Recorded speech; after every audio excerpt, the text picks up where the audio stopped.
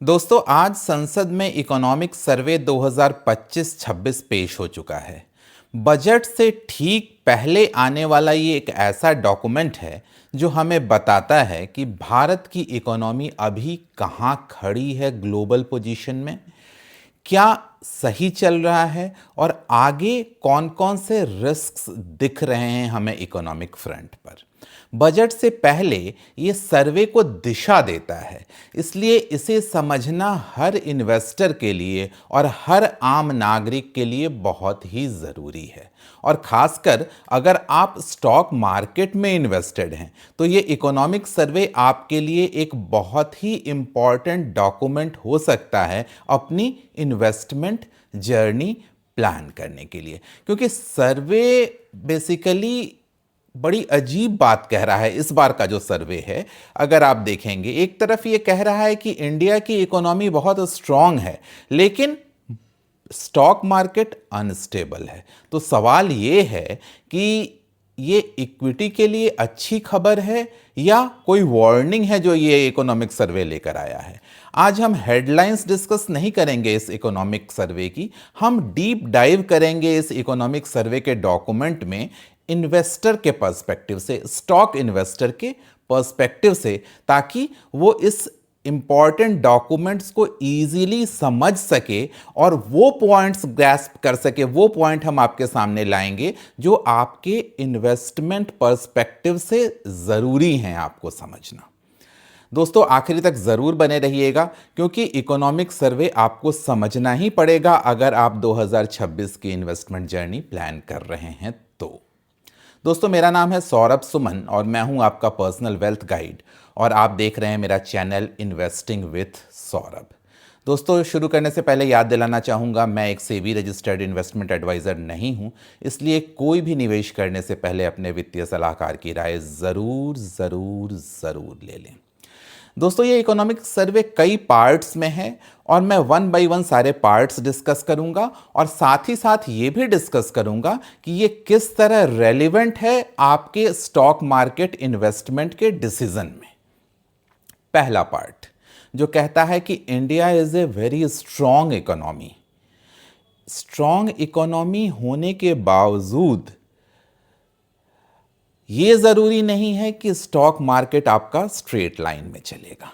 सर्वे साफ बोलता है कि जीडीपी की ग्रोथ रेट 7% के आसपास रहेगी, इन्फ्लेशन कंट्रोल में है, बैंक्स की हेल्दी ग्रोथ है और कॉरपोरेट की बैलेंस शीट स्ट्रॉन्ग है। इसका मतलब नॉर्मली इक्विटी मार्केट को बुलिश होना चाहिए, स्टॉक मार्केट को बढ़ना चाहिए, लेकिन रियलिटी ये है कि वॉलेटिलिटी हाई है। ये जो हमारा इकोनॉमिक सर्वे कह रहा है, जो स्ट्रांगनेस दिखा रहा है, बावजूद उसके वॉलेटिलिटी हाई है स्टॉक मार्केट में। क्यों?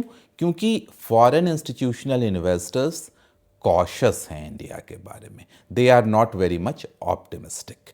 तो इस केस में एज ए इन्वेस्टर हमें ये समझना पड़ेगा कि कई बार स्टॉक मार्केट सिर्फ इकोनॉमी पे ही डिपेंडेंट नहीं होती है।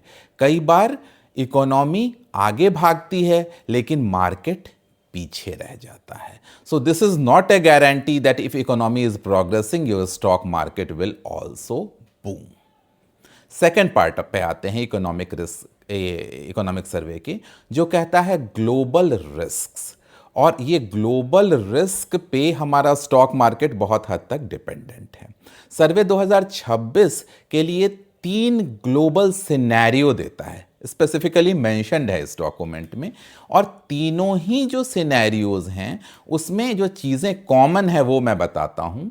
अनसर्टेनिटी, अनिश्चितता, कैपिटल फ्लो रिस्क यानी फॉरेन इंस्टीट्यूशनल्स के जो कैपिटल आ रहे हैं उसके ना आने का खतरा, तीसरा जियोपॉलिटिक्स, जो इंटरनेशनल पॉलिटिक्स चल रही है, ट्रेड वॉर चल रहा है, वॉर की सिचुएशन बन जाती है कई बार, ये सब भी इकोनॉमी के लिए और स्टॉक मार्केट के लिए खतरा हो सकता है। यानी अर्निंग्स ठीक हो, हमारी कंपनीज की अर्निंग ठीक हो, फिर भी वैल्यूएशन कॉम्प्रेस हो सकते हैं because of this global scenario, और अच्छे से अच्छा स्टॉक भी साइडवेज चल सकता है। तो इस केस में एज ए इन्वेस्टर आपका सिंपल रूल होना चाहिए कि ग्लोबल डर और मल्टीपल मार्केट प्रेशर की वजह से मार्केट अगर स्टैग्नेंट रहेगा तो आपको अपने डिसीजंस उनको देखते हुए लेने पड़ेंगे। ओवर इंथुजियास्ट बनकर आगे हीरो नहीं बनना है कि इकोनॉमिक सर्वे के हिसाब से तो हमारी इकोनॉमी बहुत अच्छी चल रही है। तीसरा पार्ट जो गोल्ड राइजिंग, हर तरफ सोने की बात चल रही है कि सोना बहुत ज़्यादा बूम पर है, और यहाँ भी सर्वे बताता है कि गोल्ड प्राइस सर्ज हुए हैं, गोल्ड की कीमतें बढ़ी हैं। और इसका कारण भी स्पेसिफाई करता है हमारा ये इकोनॉमिक सर्वे कि इसका कारण है रिस्क हेजिंग और फियर ट्रेड। जो इंटरनेशनल ग्लोबल सिनेरियो इस तरह का बना है उसकी वजह से गोल्ड प्राइसेस बहुत ज़्यादा ऊपर गए हैं। अब ऐसी कंडीशन में हमारा इन्वेस्टर, आप ये गलती कतई ना करें कि गोल्ड को ऊपर जाता हुआ देखकर इक्विटी से निकल गए और गोल्ड में ही पूरा इन्वेस्ट हो गए। सर्वे का इनडायरेक्ट मैसेज आपके लिए है जो आप फोमो में फंसे हुए हैं कि गोल्ड हमारे हाथ से निकल गया। वो इनडायरेक्ट मैसेज क्या है? वो है कि the survey has specifically mentioned कि गोल्ड फियर का इंडिकेटर है। Gold is the indicator of fear. Equity growth का इंस्ट्रूमेंट है। दोनों अलग चीजें हैं, दोनों के अलग रोल हैं। गोल्ड आपको हेज देता है इन्फ्लेशन के अगेंस्ट, एक सिक्योरिटी देता है ग्लोबल अनसर्टेनिटी के अगेंस्ट, करेंसी के अगेंस्ट, लेकिन इक्विटी असली वेल्थ इंजन है। That has been explicitly implied in the economic survey. तो अगर आप इन दोनों चीजों में कंफ्यूज करेंगे तो आप अपने लिए लॉस करेंगे। चौथा पार्ट इकोनॉमिक सर्वे का, रुपी वीक है। ये अब एस्पेक्ट है कि स्टॉक्स के लिए ये अच्छा है या बुरा। सर्वे कहता है कि रुपी फंडामेंटली कमजोर बिहेव कर रही है, हर दिन गिरती जा रही है हमारी रुपी की वैल्यूएशन। अब इसमें स्टॉक इन्वेस्टर का क्या एंगल है? एक्सपोर्ट कंपनीज बेनिफिट्स होंगी, उनके फायदे होंगे अगर रुपी गिरती जाती है। लेकिन जो इंपोर्ट हेवी सेक्टर्स हैं, वैसी कंपनियां जो बहुत ज़्यादा इंपोर्ट पे डिपेंडेंट हैं, वो कई बार प्रेशर में आ सकती है वीक करेंसी की वजह से। तो हमें इन्वेस्टमेंट करते वक्त ये ध्यान में रखना है कि कौन से सेक्टर्स हैं जो इंपोर्ट डिपेंडेंट हैं और कौन से सेक्टर्स हैं जिनके बिजनेस ज़्यादातर एक्सपोर्ट करते हैं। अकॉर्डिंगली हमें अपने इन्वेस्टमेंट्स प्लान करने हैं। लेकिन एक पॉइंट ये भी है कि जब करेंसी वीक होगी तो हमारा foreign institutional investor nervous feel करेगा, शॉर्ट टर्म वॉलेटिलिटी रह सकती है और एफआईआई जल्दी ऐसे मार्केट में नहीं आना प्रेफर करते हैं जहां की करेंसी वीक होती है। हमारे इन्वेस्टर्स के लिए क्या लेसन है कि अगर ऐसा सिनेरियो बने तो हमें सेक्टर रोटेशन को एक इम्पॉर्टेंट हथियार बनाना है अपनी इन्वेस्टमेंट जर्नी का। हमें वैसे सेक्टर से निकलना है जो बहुत ज़्यादा इंपोर्ट ओरिएंटेड हैं, जिनके मुनाफे में नुकसान होगा इस रुपी के डीवैल्यूएशन का। अगला पार्ट आते हैं मैन्युफैक्चरिंग।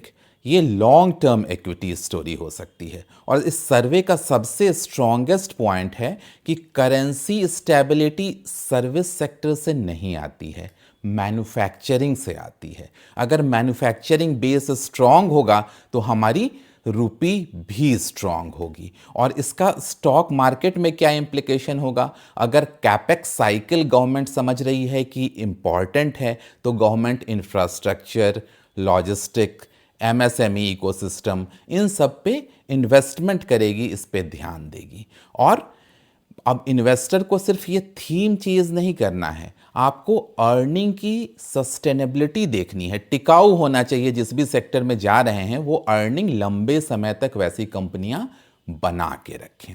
याद रखें, मैन्युफैक्चरिंग स्लो दिखती है, मैन्युफैक्चरिंग सेक्टर में आपको ग्रोथ उतना फास्ट नहीं दिखेगा, लेकिन लॉन्ग टर्म में इक्विटी वेल्थ यहाँ बनती है। और खासकर जब ऐसे सिनेरियो में जब वीक रुपी है और एफआईआईज नहीं आ रहे हैं, उस केस में मैन्युफैक्चरिंग सेक्टर एक इम्पॉर्टेंट ग्रोथ बूस्टर हो सकता है हमारे पोर्टफोलियो का। नेक्स्ट पार्ट आते हैं इकोनॉमिक सर्वे के, और वो है कॉस्ट ऑफ कैपिटल और वैल्यूएशन रियलिटी। सर्वे कहता है कि इंडिया में कैपिटल एक्सपेंसिव है, महंगा है। स्ट्रक्चरल रीजन है, ये टेम्पररी नहीं है। स्टॉक इन्वेस्टर पे इसका क्या प्रभाव पड़ेगा? वैल्यूएशन हमेशा प्रीमियम में नहीं रह सकते हैं। इजी लिक्विडिटी वाला फेज जो था पिछले सालों का, वो अब खत्म हो चुका है।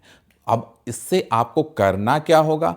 अब आपको इंडेक्स से बहुत उम्मीदें, बहुत बड़ी उम्मीदें नहीं रखनी पड़ेंगी। ये इशारा हमें इकोनॉमिक सर्वे दे रहा है कि अब इंडेक्स बूम का वो वक्त नहीं रहा। हमें स्टॉक सिलेक्शन करना पड़ेगा, हमें क्वालिटी स्टॉक्स चुनने पड़ेंगे, और यहां मैटर करेगा कंपनी का बैलेंस शीट। अगले पार्ट में आते हैं, एंटरप्रेन्योरियल स्टेट। यानी कहने का मतलब है कि गवर्नमेंट हर तरीके से बिजनेस को बूस्ट करने में रोल प्ले करेगी। कैसे? Simple translation of business model, faster execution, आपको बढ़ावा देगी अपनी पॉलिसी से कि बिजनेस तेजी से एग्जीक्यूट हो सकें। पॉलिसी सपोर्ट और लेस रेगुलेटरी फ्रिक्शन, जो जनरली ये होता है कि रेगुलेशंस इतने सारे होते हैं कि बिजनेसमैन डर डर के स्टार्ट ही नहीं करते हैं। तो ये सारे supports, business friendly measures government लेगी, जो रिफ्लेक्ट होता है इस इकोनॉमिक सर्वे से। अब इसमें स्टॉक एंगल क्या हो सकता है? Investment angle. Execution driven companies जो हैं, जो बिजनेस को एक्चुअली एग्जीक्यूट करती हैं ग्राउंड लेवल पे, वो इससे ग्रो करेंगी। सिर्फ नैरेटिव वाले स्टॉक्स स्ट्रगल करते रह जाएंगे। यानी आपको ये लेसन है कि सिर्फ कहानी नहीं सुननी है, डिलीवरी देखो, जो एक्चुअली ग्राउंड लेवल पे जो कंपनीज बिजनेस को इंप्लीमेंट कर रही हैं।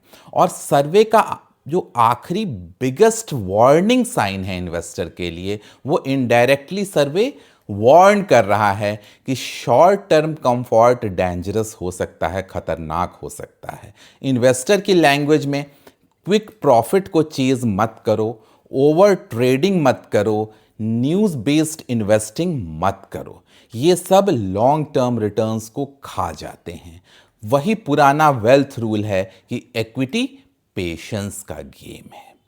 रिटेल स्टॉक इन्वेस्टर के लिए अगर हम कहें, तो जो चीज़ें हम सीखते हैं इस इकोनॉमिक सर्वे से, कि अपना टाइम होराइजन आपको क्लियर रखना है। अगर आप शॉर्ट टर्म के लिए आए हो तो बहुत तेज़ वॉलेटिलिटी रह सकती है। आपको कंपनीज की अर्निंग्स पे फोकस करना होगा, उनकी बैलेंस शीट पे फोकस करना पड़ेगा। सिर्फ इंडेक्स इन्वेस्टिंग करके आप बड़ा पैसा नहीं कमा सकते हैं। वॉलेटिलिटी को भी एक अपॉर्चुनिटी की तरह समझना होगा और इसका फ़ायदा उठाना होगा। और क्या नहीं करना है? हर करेक्शन में अपनी स्ट्रैटेजी नहीं बदलनी है, फोमो बाइंग नहीं करनी है, डर में अच्छे स्टॉक्स को कभी बेचना नहीं है। याद रखें, स्ट्रॉन्ग इकोनॉमी में भी स्टॉक्स अनकंफर्टेबल लग सकते हैं। इकोनॉमिक सर्वे बार बार यही रिटेरिएट कर रहा है कि हमारी इकोनॉमी तो स्ट्रॉन्ग है, लेकिन बिकॉज ऑफ वेरियस फैक्टर्स, इतने सारे जो फैक्टर्स हैं ग्लोबल और इंटरनल दोनों ही, जिसकी वजह से स्टॉक मार्केट कहीं ना कहीं बहुत तेज़ी से ऊपर नीचे जा सकता है, वोलेटाइल रह सकता है। इकोनॉमिक सर्वे हमें ये नहीं बताता है कि मार्केट कल क्या करेगी, ये आपको बताता है कि आपको कैसे सोचना है, अपने सोच के नज़रिए को कैसे बदलना है, ताकि आप लॉन्ग टर्म में वेल्थ बना पाएं। इंडिया ग्रोथ मैराथन भी कर रहा है और बीच बीच में स्प्रिंट भी करता है। स्टॉक इन्वेस्टर को भी वही डिसिप्लिन चाहिए। मार्केट वॉलेटिलिटी टेम्पररी है, लेकिन अगर आप गलत डिसीजन ले लेंगे तो ये लॉस आपका परमानेंट बन जाएगा। उम्मीद है दोस्तों आपने ये इकोनॉमिक सर्वे के पॉइंट्स को बड़े डिटेल में समझा होगा और बाकी आप इम्प्लीमेंट भी करेंगे इसको अपनी इन्वेस्टमेंट जर्नी में। और जल्दी ही मिलेंगे हम बजट के दिन फर्दर बजट का एनालिसिस करते हुए और ये कि बजट कैसे इम्पैक्ट डालेगा हमारे इन्वेस्टमेंट जर्नी में। अभी के लिए इतना ही। Saurabh Suman signing off.